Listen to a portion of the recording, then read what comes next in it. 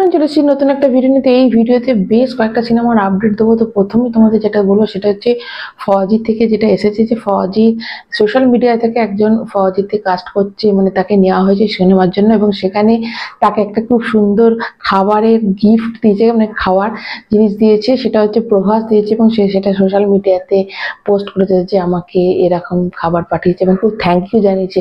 এখানে প্রভাসের মানে কতটা বড় মন, যে নতুন কোনো একটা সিনেমা করতে এসেছে তাকে এরকম করে সারপ্রাইজ দিচ্ছে, তাকে ফ্রি করার চেষ্টা করছে। তো এটা বেশ অভিনব একটা পন্থা বেশ দেখলাম। নেক্সট তোমাদের যেটা বলবো সেটা হচ্ছে সালারকে নিয়ে একটা বিশাল বড় আপডেট এসেছে। মানে যে সালার সিনেমাটা হয়েছিল, যেটা ওটিটিতে তোমরা জানো বিগত 1 বছর ধরে ওটিটিতে চলছে, যেটা স্টার ডিসনি, যেটা হটস্টারে, সেখানে 350 দিনের এটা মানে 350 দিনের র্যাঙ্ক রয়েছে, মানে 1 থেকে 10-এর মধ্যে র্যাঙ্ক করেছে, এবং আর কিন্তু 15 দিন আছে, তারপর কিন্তু এটা একদম পুরো একটা রেকর্ড তৈরি করবে।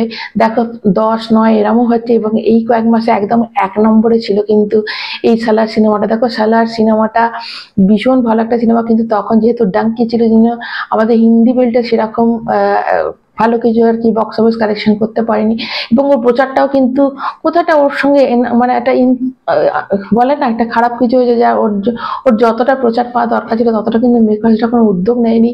এবং সিনেমাটা যখন আমি দেখছি, তখন আমি এখন দুটো সিনেমায় যেহেতু ওটিটিতে এসে গেছে, এটা মানে হটস্টারে চলছে এবং পুষ্পা চলছে নেটফ্লিক্সে, এবং পুষ্পা যখন আমি ওই লাস্টের ধরো ওই সিনগুলো দেখছি, যেটা অ্যাকশন সিন ধরো, যেটা যাত্রা সিকোয়েন্সটাই ধরো, যেখানে মারপিটটা আছে, বা লাস্টের দিকে যখন মেয়েটাকে বোনকে তুলে নিয়ে গেছে তখন যে অ্যাকশনটা করছে, ওটার পর আমি ওখানে কালীমাতার যখন অ্যাকশনটা দেখছি, কোথাও যেন আমার মনে হচ্ছে মানে সালারের বেশি অ্যাকশনটা বেশি ভালো লাগছে। দেখো এরম নয় যে আমি এই সিনেমাটাকে বাজে বলছি, ওটাকে ভালো বলছি তা নয়, কিন্তু কোথাও একটা মনে হচ্ছে ওইটা যেন এর থেকেও বেশি বেটার। এবং দেখো এই যে সালার সিনেমাটা যেটা হয়েছে, তারপরে কিন্তু সালার 2টা করার কথা উচিত ছিল, কিন্তু সেটা এখনো হয়নি।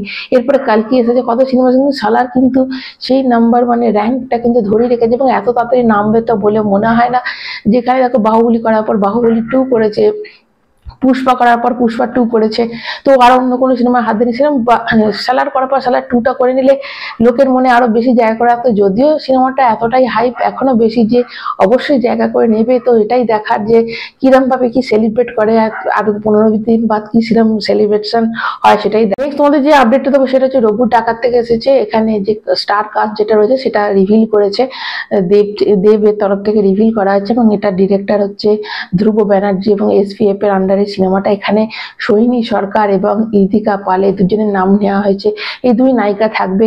এবার দেবের বিপরীতে কোন নায়িকা থাকবে, দেখো ইদিকা পাল যেহেতু খাদানে তার একটা বিশাল তাদের মধ্যে কেমিস্ট্রিটা দর্শকের খুব পছন্দ ছিল, সেহেতু এরা দুজনই হয়তো নায়ক নায়িকা হিসেবে থাকবে, এবং সোহিনীর একটা খুব ইম্পর্টেন্ট ক্যারেক্টার থাকবে। এবং এখানে অ্যান্টাগনিস্টের চরিত্রে তোমরা জানো একটা বড় পত্রিকাদের নামই দিয়ে দিয়েছিল অনির্বাণ ভট্টাচার্য। তো অবশ্যই অনির্বাণ ভট্টাচার্য অফিসিয়ালি না হলেও কিন্তু এটা একদমই মানে খবরটা মোটামুটি ঠিকঠাকই খবর যে উনি রয়েছেন, এবং মার্চ মাসের 10 তারিখে কিন্তু এই শুটিংটা শুরু হবে, এবং পুজোর সময় কিন্তু সিনেমাটা রিলিজ করবে।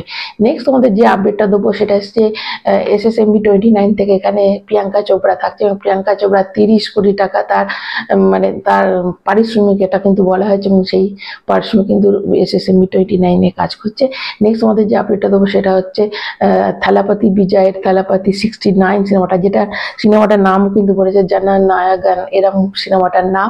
এবং এই সিনেমাটা কিন্তু যেটা মানে ওভারসিসে এর সত্যটা বিক্রি হয়ে গেছে, এবং 75 কোটিতে কিন্তু বিক্রি হয়েছে, এটা বিশাল হিউজ একটা অ্যামাউন্ট। নেক্সট তোমাদের যে আপডেটটা দেবো সেটা অ্যাটলি 6 থেকে আসছে, মানে অ্যাটলি কুমার এবং সালমান খানের যে সিনেমাটা সেটা থেকে আসছে।